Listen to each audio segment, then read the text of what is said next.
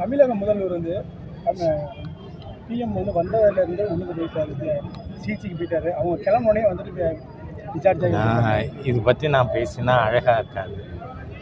அவர் எங்கிருந்தாலும் வாழ்கன்னு சொல்கிறோன்னா அவர் எப்பொழுதும் உடல் ஆரோக்கியத்தோடு இருக்கணும். ஆளக்கூடாது என்கிறோம், ஆனால் ஆயுளோடு இருக்க வேண்டும் என்று விரும்புகிறோம். சிவகங்கை அந்த காவலாளி சிபிஐ விசாரணை போய்கிட்டு இருக்கு, இதை எப்படி பார்க்குறீங்க? சிபிஐ விசாரணை வேணும்னு முத கேட்டது நான் தான்.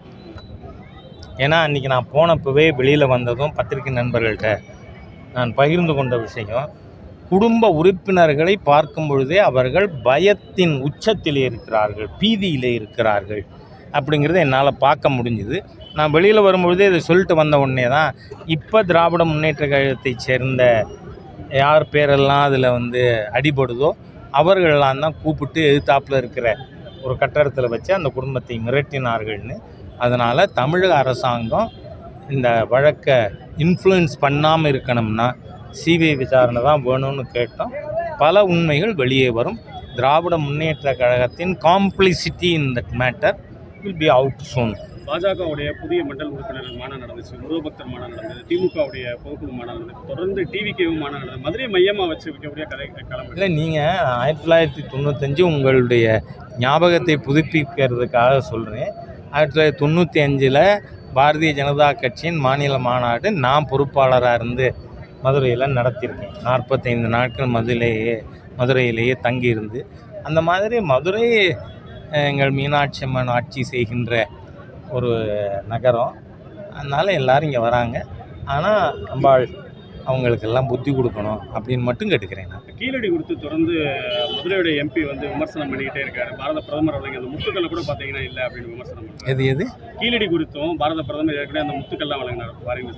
கீழடி குறித்து தொடர்ந்து பதிவு போட்டுக்கிட்டே இருக்காரு. நான் என்ன சொல்கிறேன், மத்திய அரசாங்கம் தொல்லியல் துறை என்ன சொல்கிறேன், முதல்ல கீழடி ஆய்வெல்லாம் நடத்தினது யார்? நீங்களா? Central government, ASI. அதனால் அதில் இப்போவும் மத்திய அரசாங்கம் என்ன சொல்லியிருக்கு, அதன் கண்டுபிடிப்புகள் எப்போவுமே நீங்கள் ஆவணப்படுத்தாமல் ஒரு அரசாங்கம் வெளியிட முடியாது. அதுக்கான நேரம் தான். அதுக்கு இந்த வெங்கடேசனுக்கு என்ன வெங்கடேசா, சூனா வெங்கடேசன். இந்த சூனா வெங்கடேசனுக்கு ஏன் இவ்வளோ அவசரம் அப்படின்னு எனக்கு தெரியல. அவர் அமர்நாத் ராமகிருஷ்ணா அவருக்கு சொந்தக்காரர், தன்னோட சொந்தக்காரர் இங்கேருந்து டிரான்ஸ்ஃபர் ஆகக்கூடாதுங்கிறதுக்காக தலையிட்டவர். I charge him. Is he not your relative? Let Venkatesan come out. என்ன நக்கலா போச்சுன்னு கேட்குறேன் நான். தொடர்ந்து 3வது முறை ஆட்சிக்கு வந்த ஒரு பிரதமரை இந்தியாவிலேயே கம்யூனிஸ்ட் இருக்கிறது 6 சீட்டு தான். 4 திமுக போட்ட, நான் சொல்ல, என் வார்த்தை இல்லை, நம்ம ரோட் சைடு பாரதியா, ஆர்எஸ் பாரதி ஏற்கனவே சொல்லியிருக்கேன். என்ன அந்த பிச்சையில் வந்துட்டு நீங்கள் 4 பேர், ராஜஸ்தானில் ஒருத்தர், கேரளாவில் ஒருத்தர், 6 தானே இடதுசாரியே இந்தியாவில். இன்றைக்கி வெஸ்ட் பெங்காலில் கூட கருத்து கணிப்பில் என்ன வருது, பிஜேபி ஆட்சிக்கு வரும், 2வது திரிணாமுல் வரும். கம்யூனிஸ்ட்டுக்கு ஒரு எம்எல்ஏயாவது கொடுத்துருக்காங்களா? இல்லை. நீங்கள்லாம் செல்லா காசு. அந்த செல்லா காசு வெங்கடேசன் இங்கே பேச வேண்டாம். வெங்கடேசன் ஆதானோ I don't know. Dia booster சுகருடைய ரிமோட் கண்ட்ரோல் இனி உங்க கையில. அனைத்து மருந்து கடைகளிலும் கிடைக்கும். செய்திகளை உடனுக்குடன் தெரிந்து கொள்ள கீழ்கண்ட கேபிள் மற்றும் டிடிஹெச் நெட்வொர்க்குகளில் எம்நாடு செய்தி தொலைக்காட்சியை காணுங்கள். பாதகம் செய்பவரை கண்டால் நாம் பயம் கொள்ளலாகாது பாப்பா.